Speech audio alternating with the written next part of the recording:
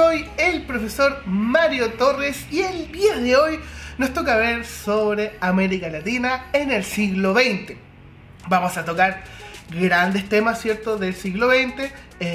Espero no tan profundo por el tema de tiempo, pero vamos para acá. Entonces, acompáñenme. Tenemos aquí el título y vamos a situar el tema. A ver, ¿qué nos dice? Primero hay que entender que la historia de América Latina en general está unida, ¿ok? Si bien hay distintas costumbres entre los países y historias particulares de cada país, en general podemos entender que existe una historia común entre todos los países latinoamericanos, ¿cierto? Después de la independencia, ¿ok? Entonces, hay que entender también que los hechos ocurridos a nivel mundial, como las guerras mundiales, las crisis económicas, van a afectar fuertemente a América Latina, tanto en lo económico, en lo político, en lo civil, en lo social, etc. Por lo tanto, tampoco es que estemos alejados de las ocurrencias del mundo entero, sino que, si bien aquí no se disputaron guerras mundiales, pero sí vamos a tener condicionantes como estas guerras, ¿cierto?, van a ser condicionantes en nuestro territorio, ¿ok?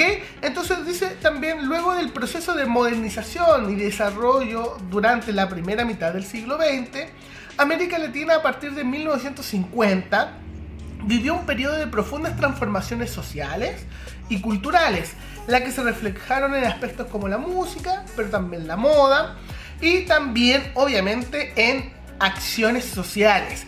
Y esto es importante porque en la segunda mitad del siglo XX vamos a tener que se van a dar dos procesos revolucionarios, producto de la Revolución Cubana, pero también vamos a tener procesos de dictaduras.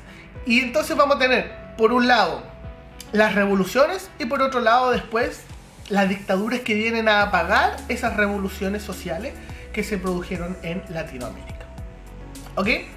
Entonces, obviamente todos estos procesos de tensión, todos estos procesos revolucionarios, estos procesos de cambio, reformistas, etc., no van a estar ajenos al contexto mundial de el mundo bipolar que vimos en la clase anterior, ¿cierto? En este mundo en cual se disputaba, por un lado, el capitalismo y por el otro lado, el comunismo. La Unión Soviética, el comunismo y el capitalismo representado en Estados Unidos. Por lo tanto, América Latina es parte de este juego, es parte, ¿cierto?, de este mundo bipolar, es parte de la Guerra Fría. A ver, en un primer momento vamos a tener que la economía latinoamericana va a basarse en las exportaciones. Y exportaciones de materias primas.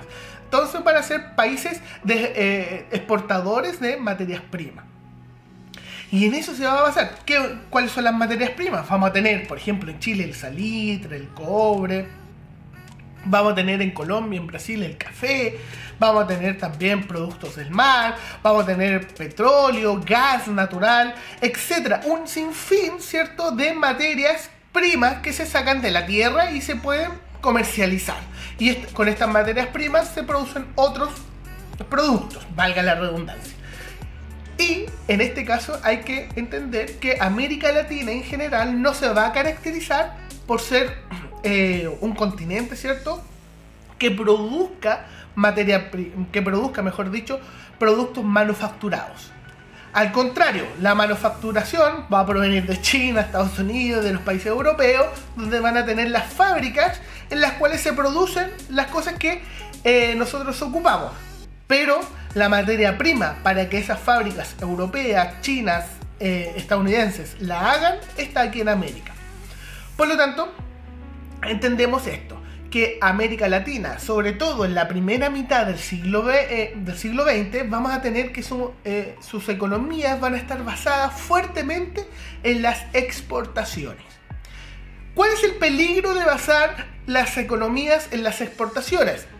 El peligro conlleva en que si es que los países europeos o las potencias, no solamente europeas, sino que las potencias del mundo, en este caso China, por ejemplo, Estados Unidos, no quieren comprar materia prima, nosotros nos vamos a la quiebra, ¿cierto? Porque si no nos compran y es lo único que vendemos y es lo único que tenemos para poder sobrevivir, se genera un gran problema. Por lo tanto, ese es el problema de la exportación de materias primas, que necesitamos a alguien que nos compre, ¿ok? Por lo tanto, así va a vivir dependiendo, la América Latina en general va a depender de un comprador. Los brasileños y los colombianos van a depender de que les compren el café, Chile va a depender que le compre el salitre y el cobre, y así otros países van a depender que les compre sus materias primas para poder tener una economía sana. ¿Por qué? Porque ninguno de los países latinoamericanos tenía una industria fuerte, una industria capaz de generar manufacturas y vender al resto del mundo. Había industrias, por supuesto, pero esta industria era pequeña. Ya, vamos a continuar acá. La economía de América Latina, pero en este caso ahora el modelo Easy. Entonces, primero tenemos modelo de exportación de materias primas, ¿cierto? Vendemos materias primas y dependemos fuertemente de que otro país, otra potencia, nos compre esa materia prima. Pero ahora con este modelo, ¿cierto? De modelo económico que se llama Easy o industrialización sustitutiva de importaciones, este modelo va a sugerir y promover la industrialización en los países latinoamericanos. Entonces, ¿qué buscaba? Buscaba generar industria en los países latinoamericanos, Chile, Colombia, Brasil, Argentina, Perú, etc. Buscaba generar industria para así no depender de los países o de las potencias extranjeras. ¿Por qué? Porque si nosotros creábamos industrias, teníamos la materia prima y por lo tanto teníamos la industria y podríamos generar productos manufacturados. Y es en esta época cuando tenemos grandes empresas de automóviles que se ponen acá en América, ¿cierto? Empresas de manufactura, de ropa, de zapatos, etc. Y es porque se empiezan a crear empresas para poder no depender. Si esa era la idea, no depender de que te compren. Porque si había una crisis en Estados Unidos, por lo tanto esa crisis nos iba a afectar directamente, porque Estados Unidos no iba a poder comprar y si no compra, obviamente nosotros íbamos a perder dinero. Por lo tanto, la idea era esta. El modelo Easy buscaba industrializar para poder crear manufacturas dentro de los países latinoamericanos. ¿Ok? Y otra cosita bien importante aquí. Este modelo empezó a surgir luego de la gran crisis económica que se vivió en Estados Unidos en 1929. Entonces tenemos esta crisis económica junto con la Gran Depresión que va a afectar a todo el mundo. Obviamente Chile es uno de los países más afectados, pero Argentina, Perú, Bolivia, Ecuador, todos los países latinoamericanos también se vieron afectados. Unos más que otros, pero todos, ¿cierto? Por lo tanto, las sociedades de cada uno de los países, ¿cierto?, empezaron a pensar y dijeron, no podemos seguir dependiendo de nuestra venta de materias primas. Por lo tanto, necesitamos industrializar el país. Y de ahí, ya en la década del 30 y a finales de la década del 30, vamos a tener la creación de distintas organizaciones estatales que van a buscar la industrialización. Y eso es importante. El modelo Easy no era un modelo económico planteado desde el ámbito privado, de los privados, sino que era un ámbito público. El Estado era el que debía sostener la industrialización. Y es aquí cuando en Chile se crea la Corfo con Pedro Aguirre Cerda. Pedro Aguirre Cerda es el primero en implementar este modelo económico. ¿Ok? Aquí en Chile lo implementa y crea la Corfo, la Corporación Nacional de Fomento, que estaba encargada de crear industrias. Creó, por ejemplo, la Alianza y Entel, Empresa Nacional de Telecomunicaciones, Entel, y la Alianza, ¿cierto? Industria Nacional Azucarera, algo así. ¿Ok? Entonces, estas industrias que ahora en la actualidad son privadas, pero antes eran propiedad del Estado. El Estado creaba industria, era un Estado empresario, ¿cierto? Creaba industria para dinamizar la economía. A ver, consecuencias para las sociedades latinoamericanas en general, ¿cierto? Se va a formar cuáles son las consecuencias de este ámbito económico, ¿cierto? Se formó un sector social integrado por los grandes empresarios industriales, los que comenzaron a ganar influencia política. Entonces tenemos que, ya, estamos industrializando, ¿cierto? Estamos creando industria. Y muchas de las industrias también eran privadas. Había mucha industria del Estado, pero también había mucha industria privada. Por lo tanto, estas personas comenzaron a ganar influencia política y, obviamente, teniendo el dinero, podían dedicarse más y más en los asuntos públicos. Pero por otro lado, vamos a tener a los obreros. Los obreros que van a aumentar en número. Aquí es el paso enorme, ya y casi definitivo, de que la gente se va a vivir a las ciudades. Si bien este paso del campo a la ciudad se viene dando desde el principio del siglo XX, ya para esta época es definitivo. ¿Ok? Entonces los obreros se fortalecieron y se constituyeron en actores políticos importantes. Aquí ya las sociedades obreras de trabajadores eran políticamente activas, tenían una voz política. Por lo tanto, teníamos a los empresarios políticos y teníamos a los obreros políticos. ¿Ok? En esta época. Por lo tanto, empezaron a nacer partidos políticos que representaban estas figuras, ¿cierto? Tanto a los obreros como a los empresarios. ¿Ok? Y aquí nacieron, por ejemplo, en los obreros, partidos políticos obreros, está el Partido Comunista, el Partido Socialista. Vamos a tener un sinfín de partidos que van a representar a los obreros y también vamos a tener partidos más liberales, conservadores, que van a representar a la clase alta. Vamos para América en la segunda mitad del siglo XX. Ya hemos visto igual, ¿cierto? En este ámbito hemos visto algunas cosas de la segunda mitad del siglo XX con el modelo ICE. Pero acá, ¿qué va a pasar? A ver, en la segunda mitad, ¿cierto? Que en la primera mitad del siglo XX los actores políticos comenzaron a ganar fuerza, como los empresarios, como los obreros, y también, se me olvidó decir, pero también los sectores medios, que eran sectores educados. Cuando hablamos de educados, hablamos de personas que han pasado por la universidad. Entonces los sectores medios también comenzaron a surgir con fuerza. Y en la política, además. Pero en la segunda mitad esto ya se transforma en una división entre estos sectores.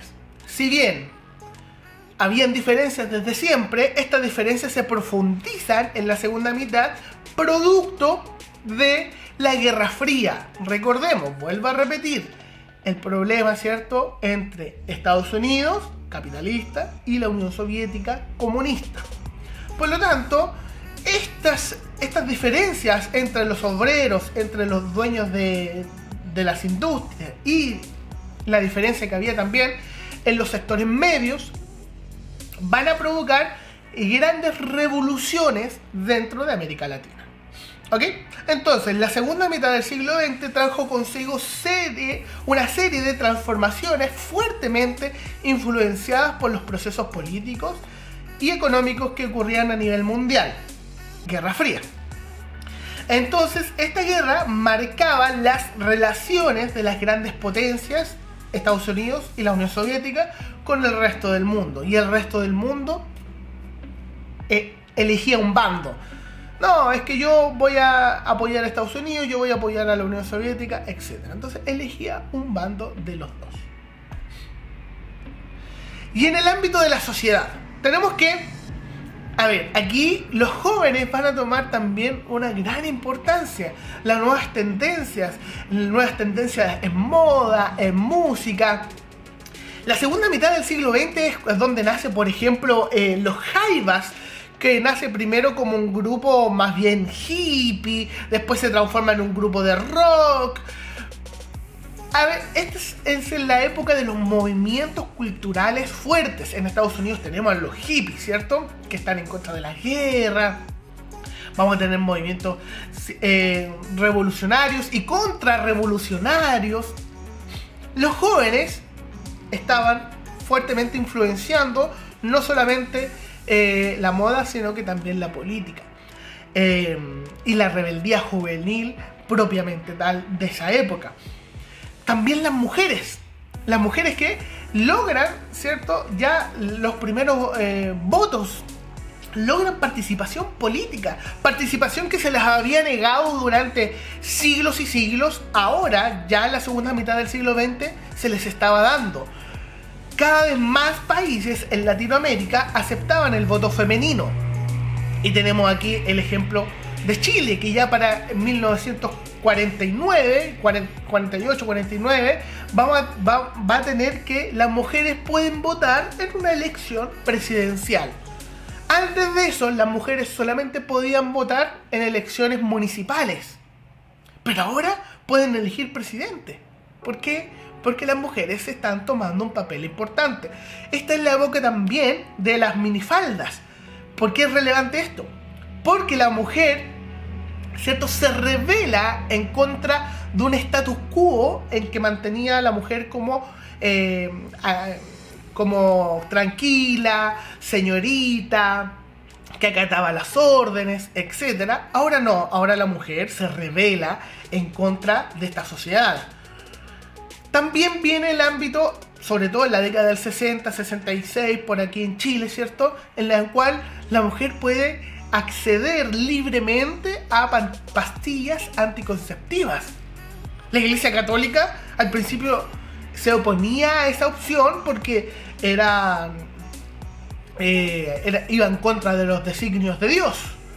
Pero la mujer cada vez más empezó a ganar terreno en el ámbito social, político, y cada vez más derechos que se les estaban negando comenzaron a tener. ¿Ok? Esta es la época de las revoluciones feministas fuertes. Los años 60 y 70 son años convulsionados. Son años en los cuales, por ejemplo, Chile es el año de las transformaciones estructurales. Es la época en donde vamos a tener cambios fuertes, no solamente en la sociedad, sino que en la política y en el cómo pensamos la política. Esta es la época en la cual los jóvenes comenzaron revoluciones. Tenemos la revolución estudiantil de París, en donde los jóvenes estudiantes, ¿cierto?, de universidades salieron a las calles a protestar por mejoras en el ámbito social, en el ámbito estudiantil, etc., allá en París. Pero Chile tampoco se queda atrás. Y esta imagen que vemos acá, que dice chileno, el mercurio miente, es de la fachada de la Universidad Católica de Chile. En la universidad más conservadora del país comenzó un movimiento estudiantil. Y este movimiento estudiantil acusó al mercurio de mentir. Y de ahí que, no sé si han escuchado esta frase, siempre sale esta frase, el mercurio miente. Pero nace acá, nace en la Universidad Católica a finales de los años 60. Por lo tanto, los estudiantes no querían quedarse atrás de los procesos políticos y los procesos de reformas que existían en aquella época. Y vamos a tener que la población se comenzó a organizar, ¿ok?, en sindicatos, en asociaciones estudiantiles, ¿cierto?, en partidos políticos, etc. La politización de la sociedad era muy alta. Todos querían participar en un partido político, todos querían ser parte de algo. Nadie quería quedarse afuera de esta revolución, sea como sea. Y los que no querían la revolución tampoco querían quedarse afuera, porque veían que los iban a pasar por encima. Por lo tanto, la sociedad también comenzó a polarizarse. Tenemos la Guerra Fría y cada uno dentro de la sociedad comenzó a tomar una postura. Yo soy más de izquierda. No, yo soy más de derecha. y la sociedad era altamente politizada y polarizada. ¿Ok? Había dos polos. Y tan así que se empezó a odiar al otro, a odiar al que era de izquierda o a odiar al que era de derecha. ¿Por qué? Porque la sociedad ya no podía convivir bajo estas dos posturas, ¿cierto? Izquierda y derecha. Por lo tanto, esto va a provocar los grandes cambios políticos, no solamente en Chile, esto es un ejemplo Chile, pero en Latinoamérica en general. ¿Qué va a pasar con la Iglesia Católica? A ver, van a haber varias alas de la Iglesia Católica, una muy conservadora, otra un poquito más reformista y otra derechamente reformista. El caballero que está aquí es un clérigo católico que propuso la teología de la liberación. La teología de la liberación es básicamente llevar las posturas comunistas, socialistas a la Iglesia Católica.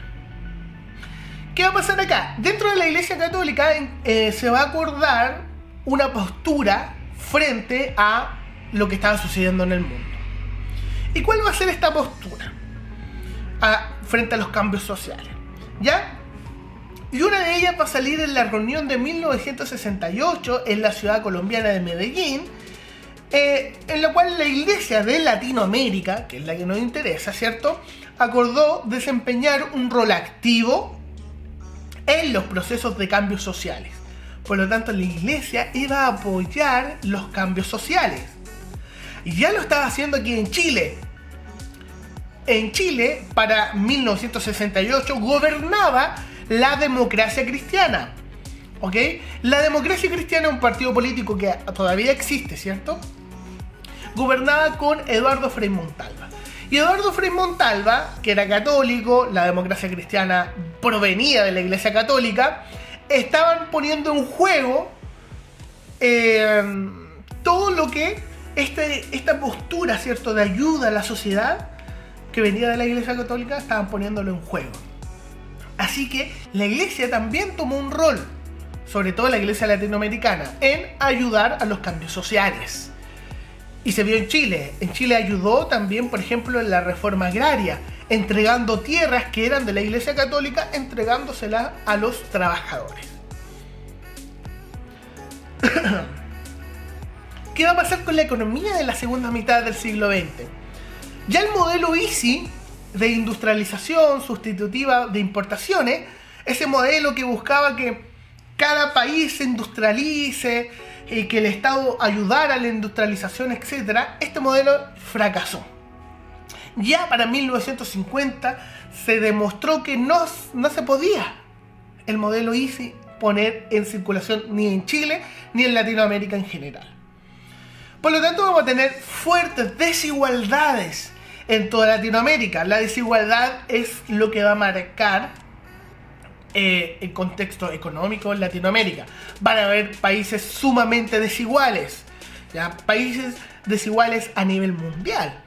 Chile es uno de los países más desiguales a nivel mundial, al igual que México, Argentina, Colombia, Perú, etc. ¿Por qué? Porque compartimos todo esto que es Latinoamérica. ¿Ok? Entonces los sectores pobres de América Latina, que eran la mayoría de las personas, o la mayoría de la población, prácticamente no tenían acceso a comprar los bienes que se producían en las industrias.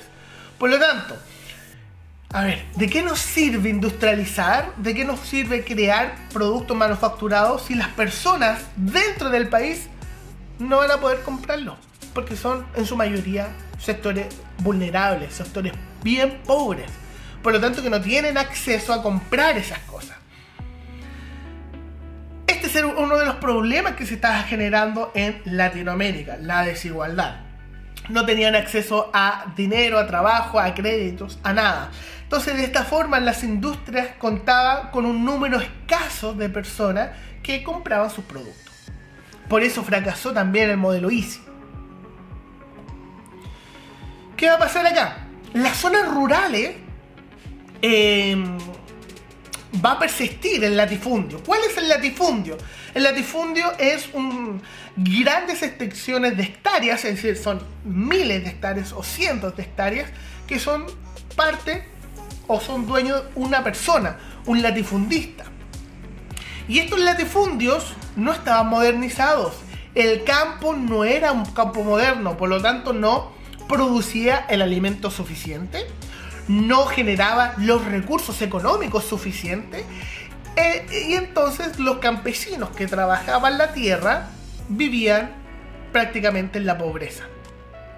Por lo tanto, habían grandes dificultades en los campos, y esto en Chile y en toda Latinoamérica. El campo no estaba modernizado, por lo tanto no producía lo que debía producir para una sociedad industrializada. ¿Ok? Entonces, como dice aquí, en los latifundios las tierras estaban en manos de grandes terratenientes o latifundistas, cuyas propiedades abarcaban a extensas regiones de tierra. Prácticamente casi toda una región era dueña de una persona, ¿cierto? En general se trataba de tierras heredadas que venían desde la colonia, entonces heredaban esa tierra desde el ámbito colonial y así seguían y seguían y seguían, y nunca hubo una verdadera modernización del campo. Entonces, vamos acá a la revolución como vía para cambiar la sociedad. Ya, teníamos estos problemas sociales, la desigualdad, un campo que no producía, teníamos un modelo económico que no funcionó, el modelo Easy, gran polarización política, ¿cierto? Los jóvenes, las mujeres, los sectores medios, los obreros, todos metidos en la política. Por lo tanto, eran épocas de cambio, épocas de revolución, épocas de transformación. ¿Y quién inició todo esto? Lo va a iniciar Cuba. La revolución cubana es, ¿cierto?, el que va a empujar a todos los otros países latinoamericanos a crear sus propias revoluciones, a cambiar las formas en las cuales se pensaba la sociedad política y la economía de ese entonces. Entonces, ya en 1950 vamos a tener que el gobierno cubano estaba liderado por Fulgencio Batista. Fulgencio Batista era un dictador que se había llegado al poder a través de un golpe de estado. Dictador puesto ahí por Estados Unidos. Estados Unidos lo ayudó y lo puso en el poder. De hecho, no solamente Estados Unidos como país, sino que los empresarios del bajo mundo estadounidense, los gángsters, ¿cierto? Como si han visto la película El Padrino, ¿ya?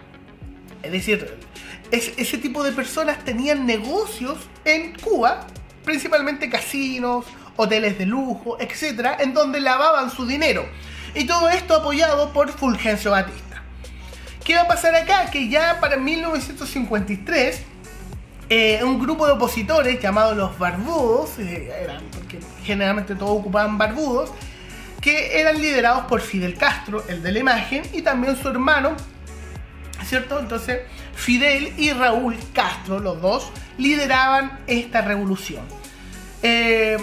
No lograron mucho en los primeros años, tuvieron que huir hacia México, fueron expulsados hacia México, y ya en México se reorganizaron y conocieron a un tal Ernesto Guevara, llamado y conocido el Che Guevara, y ya con él vuelven, ¿cierto?, a la isla en 1956 y empiezan a hacer una serie de batallas, ¿cierto?, de pequeños enfrentamientos con el poder militar del presidente Fulgencio Batista o del dictador Fulgencio Batista, que ya luego en 1959 logran acceder al poder.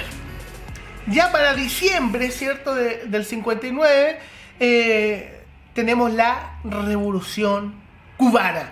Fidel Castro, el Che Guevara y Raúl Castro logran, ¿cierto?, derrocar a Fulgencio Batista y se hacen del poder. ¿Y qué van a hacer aquí ya teniendo el poder? Lo que hacen básicamente es repartir las tierras, reforma agraria, estatizan y ponen un Estado fuerte que para poder producir, ¿cierto? También industrializarse, pero a la vez, ¿cierto? Tienen muchos guiños y acercamientos con el ala socialista o el ala también comunista de la Unión Soviética. Por lo tanto, comenzaron a hacer unas transformaciones radicales y profundas en Cuba. Como ya les dije, una de ellas era las reformas agrarias, pero también la educación gratuita para todos sus habitantes, la salud gratuita también para todos sus habitantes, etc. Por lo tanto, empezó a ser un Estado que beneficiaba a todos sus habitantes.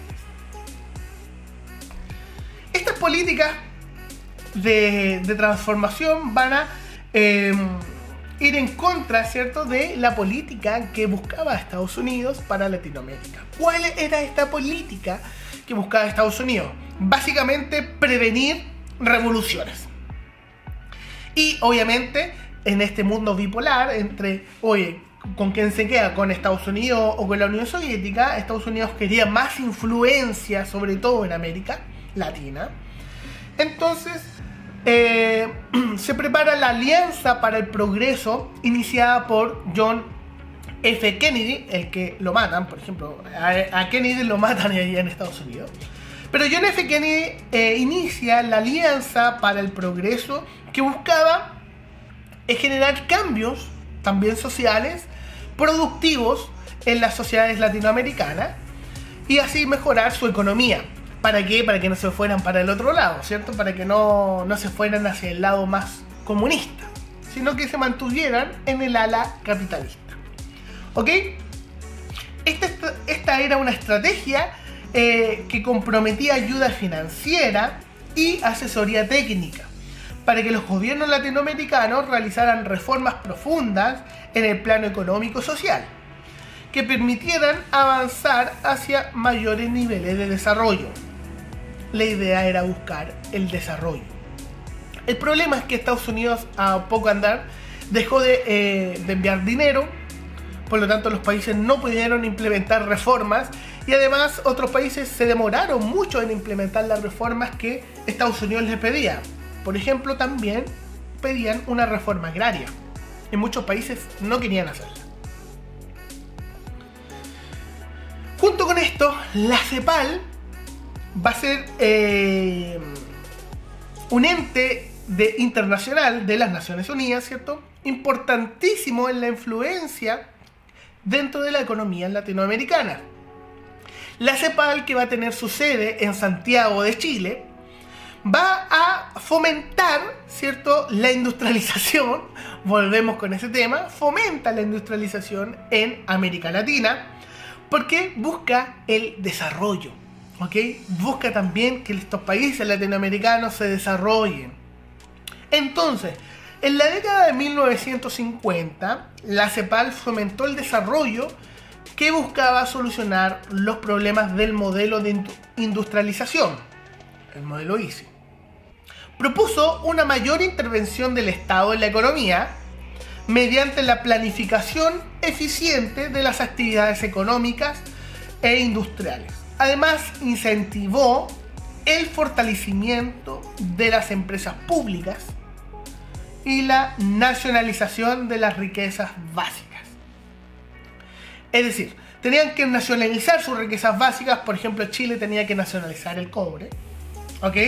Tenía que fortalecer las instituciones públicas, la educación, la salud pública, para poder así mejorar los niveles de desarrollo. Esta era la idea de la CEPAL, la idea cepaliana se llama, ¿ok? Entonces va a proponer una mayor intervención del Estado. El Estado debía ser un Estado empresario, un Estado que proponga cosas y no se quede a esperar que los privados lo hagan. Esto tampoco resultó mucho, ¿ok? Pero van a haber gobiernos reformistas en toda América Latina. Y vamos a tener Brasil, Argentina, Colombia, Perú y Chile. En el caso chileno vamos a tener aquí a Eduardo Frei Montalva, que básicamente proponía la revolución en libertad. Proponía hacer una revolución económica, hacer una revolución social, pero a través de la libertad y no a través de las armas, como sucedió en Cuba. Por lo tanto, era una forma que iba a dejar bien a todos los sectores, se suponía. Eduardo Frei Montalva fortalece enormemente la reforma agraria en Chile. ¿Qué es la reforma agraria? Que la he mencionado montones de veces. Pero para que ustedes sepan, la reforma agraria es la reorganización de las tierras. Si bien antes la tierra era dueña de unos pocos, ahora la tierra iba a pasar a manos de los campesinos. Ellos iban a ser los dueños de esta tierra, que iban a estar encargados de producir y producir cada vez más. De hecho, con la reforma agraria en Chile se da fin al sistema colonial de producción en el campo. Colonial, estamos hablando de 500 años atrás. Y se seguía produciendo igual en el campo chileno. Pero gracias a la reforma agraria se logró modernizar el campo chileno. Y vamos a tener presidentes, ¿cierto?, en Brasil, como Juscelino Kubitschek, súper difícil su nombre, también, que va a reformar en el ámbito de la educación, de la salud. En Argentina vamos a tener Arturo Frondizi, vamos a tener en Colombia Alberto Lleras, vamos a tener en Perú Fernando Belaunde. Bueno, en toda América Latina vamos a tener presidentes reformistas que buscaban transformaciones en sus respectivos países. ¿Cuál va a ser el problema? Que estas transformaciones van a quedar estancadas en muchos países, sobre todo en Chile, ¿cierto?, por producto de los golpes de Estado. Las dictaduras americanas. Luego de los procesos revolucionarios, luego de los procesos de cambio, vinieron en toda América Latina las dictaduras. ¿Ok? Entonces, desde la década del 60 y 70, una oleada de gobiernos militares se impuso en América Latina. Y aquí tenemos varios, ¿cierto? Tenemos a Pinochet, tenemos a otros aquí, tenemos a Argentina. Varios gobiernos dictatoriales, militares, por supuesto, en Latinoamérica. ¿Ok? Por lo tanto, los únicos estados latinoamericanos que estuvieron regidos por gobiernos civiles van a ser Costa Rica, México, Venezuela y Colombia. Todos los otros van a tener dictaduras. Estos procesos se vieron favorecidos por la política estadounidense, los estadounidenses de nuevo metidos acá, de la seguridad nacional. La doctrina de seguridad nacional implicaba que cada país tenía un enemigo interno. Había alguien internamente en cada país que teníamos que eliminar. ¿Y quién era ese enemigo interno? Eran los comunistas. El comunismo tenía que ser erradicado, eliminado de esos países porque era el enemigo. Por lo tanto, esta doctrina de seguridad nacional va a favorecer las dictaduras, va a favorecer las operaciones militares de varios países, como la Operación Cóndor, en la cual se va a eliminar a opositores de los regímenes. Y estos opositores generalmente eran de izquierda.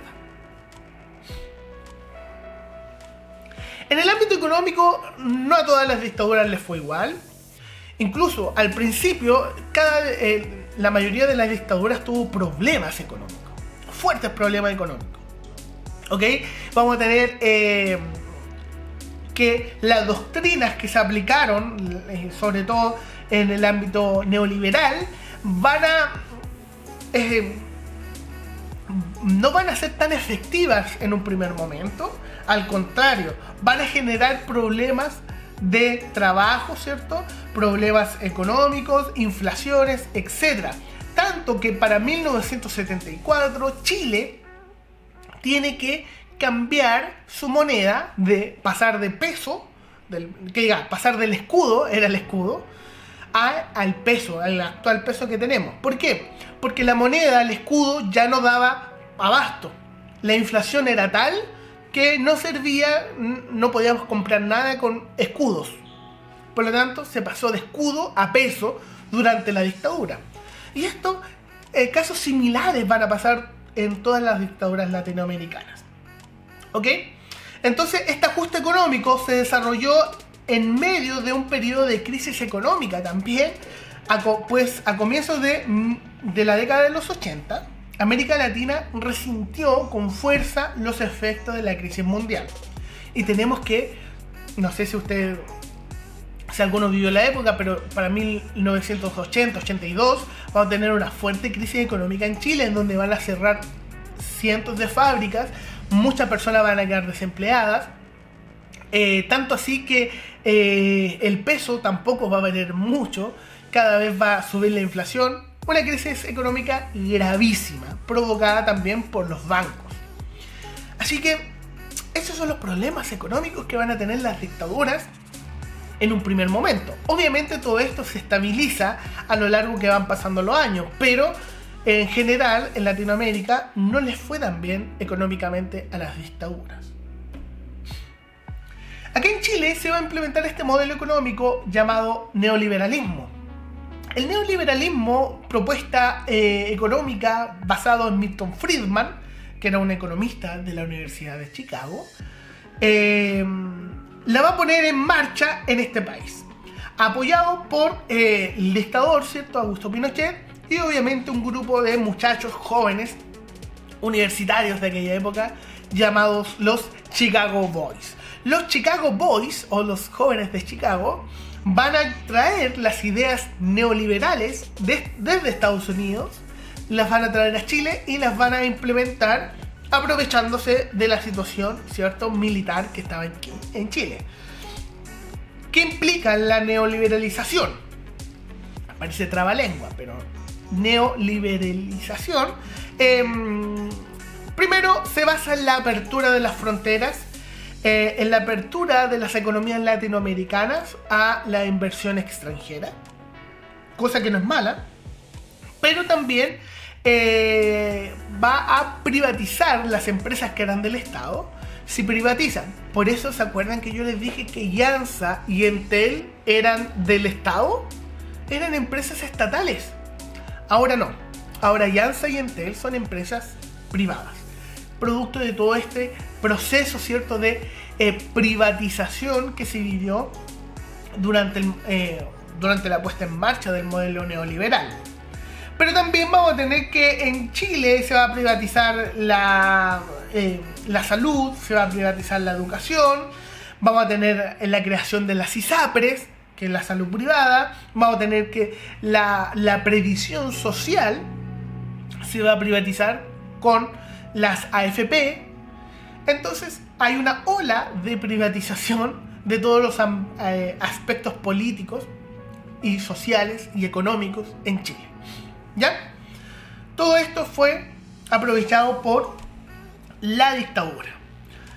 Por otro lado, tenemos la recuperación de la democracia, que ya a finales de o en la década de los 80, la mayoría de las democracias comenzaron a surgir nuevamente, las dictaduras perdieron fuerza, y ya para la década de los 80, muchas de estas dictaduras perdieron sus fuerzas y se transformaron en democracias.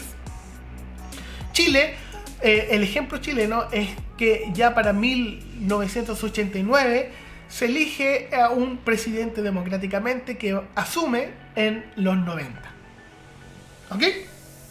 Y entonces vamos a tener que la recuperación de los sistemas democráticos se debió en gran parte a la lucha de la sociedad civil, los jóvenes, los estudiantes, ¿cierto? La que fue organizándose para manifestar su descontento ante las dictaduras militares. Tenemos que para 1984 y 85 en Chile se dan los movimientos estudiantiles fuertes durante la dictadura. En este proceso influyeron distintos factores como las crisis económicas de las dictaduras, organismos internacionales de derechos humanos que ya están, oye, le ponían alto a estas dictaduras por las violaciones sistemáticas de los derechos humanos. Y también aquí hay participación de la Iglesia, sobre todo aquí en Chile, con la Vicaría de la Solidaridad y la intervención del Papa, ¿cierto? La llegada del Papa a finales de la década de los 80, lo cual mostraba que la Iglesia estaba preocupada, la Iglesia Católica estaba preocupada de la democracia. Y por último vamos a tener aquí algunos problemas y desafíos de las democracias en Latinoamérica en la actualidad. La mayoría de las democracias latinoamericanas siguieron con el mismo modelo económico que provenían de las dictaduras, en este caso Chile con el modelo neoliberal, y que este modelo no eliminó las diferencias o las desigualdades, al contrario, aumentó estas desigualdades. Y producto de la privatización del Estado, el Estado ya no tenía la fuerza para solucionar los problemas de la sociedad. Por lo tanto, el Estado pasó de ser un Estado centralizado a un Estado minimizado, un Estado pequeñito, el cual no tenía la fuerza, ni la competencia, ni las ganas tampoco de solucionar los problemas sociales. Y es por eso que ahora, en la actualidad, vivimos, ¿cierto?, grandes revoluciones en Colombia, también Venezuela, ¿cierto?, producto de otras cosas, pero en Chile vivimos revoluciones porque el modelo neoliberal y el Estado minimizado no dieron abasto para poder solucionar los problemas. Entonces, ¿qué va a pasar acá? La privatización, la terciarización, es decir, que el Estado no se preocupe de lo que tiene que preocuparse y se lo deje a los terceros, ha provocado fuertes reformas y también fuertes revoluciones dentro de Latinoamérica. Esos son los desafíos que tenemos. A ver, ¿cómo fortalecemos el Estado para que se preocupe de lo que tiene que preocuparse? ¿Ok? Y aquí nos podemos dar cuenta que ha pasado de ser un Estado que se ha liberado de muchas tareas. Muchas tareas que las hacía el Estado, ahora ya no las hace. ¿Cómo cuáles? Privatizando, tercerizando también sus funciones y transformándose en regulador de las acciones. Es decir, creamos CERNAC para poder ver los problemas entre privados, pero no nos metemos. Porque el privado con otro privado pueden hacer sus cosas. Esa es la idea, ¿cierto? La idea de no meterse en los asuntos de los privados o asuntos que debería ser públicos, pero no se mete el Estado. Y es por eso que en Chile tenemos, por ejemplo, que las sanitarias, las empresas que dan agua y alcantarillado en Chile son empresas privadas y no son empresas públicas, porque hasta el agua es privado. Entonces, esos problemas tenemos como desafío en nuestra sociedad. Así que esto es el siglo XX en América Latina. Siglo bastante convulsionado, con grandes transformaciones, grandes cambios. Siglo en el cual se dan dictaduras, se dan transformaciones en el ámbito económico. Siglo en el cual se mueven, ¿cierto?, hacia sistemas económicos distintos de industrialización, sistemas de un estado de bienestar, un sistema también de estatización de los mercados, etc. Y esto es el siglo XX en Latinoamérica. Y como yo les dije al principio, si bien Latinoamérica no es un continente, sino que son muchos países, ¿cierto?, que lo componen, pero tenemos en todos esos países, ¿cierto?, tenemos una historia en común, una historia económica en común también y de revoluciones en común. Por lo tanto, cada país latinoamericano es, ¿cierto?, hermano del otro. Y hasta aquí vamos a dejar las clases y la clase del día de hoy. Espero que todos y todas se encuentren muy bien. Nos estamos viendo en otra ocasión. Así que, chao, chao.